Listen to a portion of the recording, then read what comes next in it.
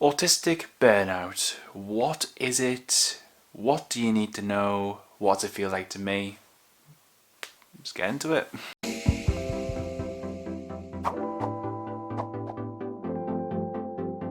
Well, hello to people, how you guys doing? Hope you're doing alright. I'm going to be talking about autistic burnout. Now, autistic burnout is not something I've really talked about on the channel before. It's not something that is a pleasurable experience. I just wanted to talk to you guys about autistic burnout, what it is for me personally, and maybe you guys might relate. Now, autistic burnout generally is just where an autistic person has just burnt out. They're just drained physically and mentally after a long period of time of having high levels of stress, anxiety, or trying to pass off as neurotypical, which is typically masking. If you're masking for a long time, you eventually reach that point of burnout, where some people say you regress. Like, parents may say if their child is experiencing burnout, they regress, whereas in adults it might appear you are lazy or you are less able to do things. So what is autistic burnout to me? Well, to be honest, for years and years I've had periods of burnout, but I didn't know what the name was for it. I always thought of it as depression or something like that, because it feels very similar to depression from what I understand of depression. I think for me, burnout is where I literally can't think. Even the simplest of things are quite difficult to do, or they just take a monumental amount of time in order to do. When I'm in burnout, everything feels fuzzy.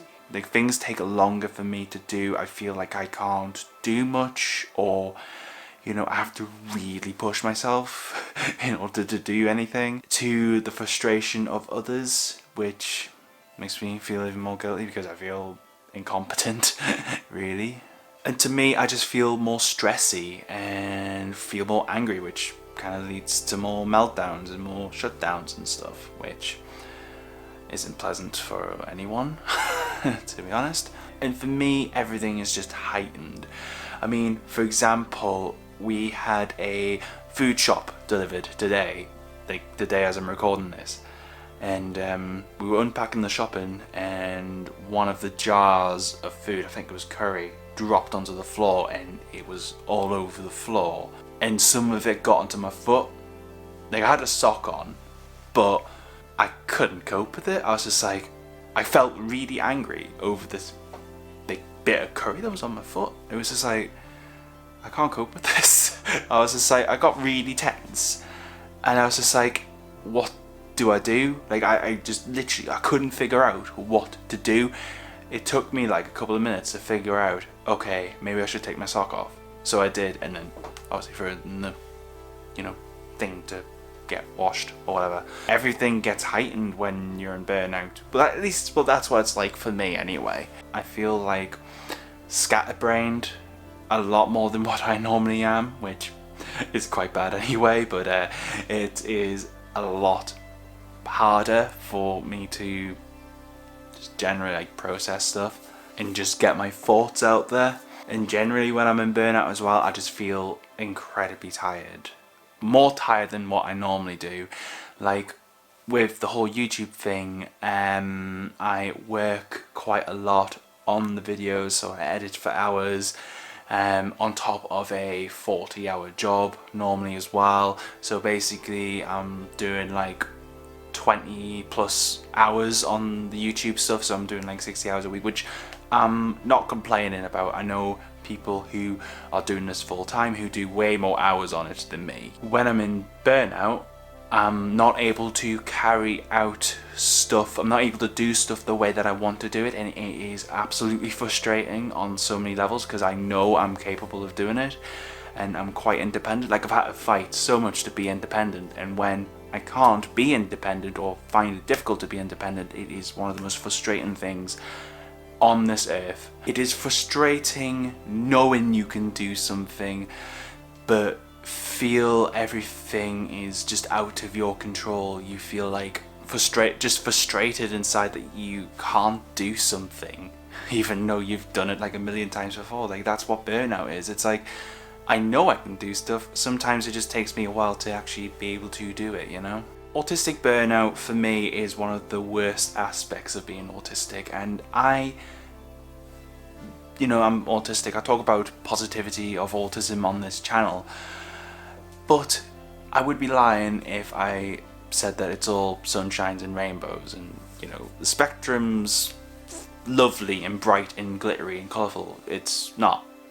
Sometimes it is diabolically bad, and oftentimes when I'm in burnout I am on the couch like a potato because I physically and mentally can't think. I can't do stuff that I want to do. Now, the length period for autistic burnout, some people say you can act neurotypical for a number of years and then experience burnout, but for me, I've been experiencing burnout for the last 5 to 6 years, 6 to 7 probably, in small amounts, so it'd be like a period of a few weeks and then I'll be fine again for a few months, and then I'll go back to that experience because me being me, I take on way too much like I normally do, and then I just hit a wall and just... It's the only expression I've got really. It's just... if you're experiencing burnout, main tips for me as someone who's experiencing burnout and has experienced burnout, just give it time. Give yourself time. Take all the time you need in order to recover fully. Don't take a lot on if you're in burnout.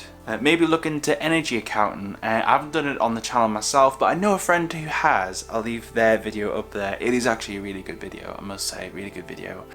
If you enjoyed it, hit the like button maybe, and if you're brand new to the channel and you want to see some more of my stuff, there's a playlist for you where I'm less burnouty and I'm actually a little bit more enthusiastic. Stay you, stay indie, have a great day guys, and I'll see you all when I feel a little bit less burnouty.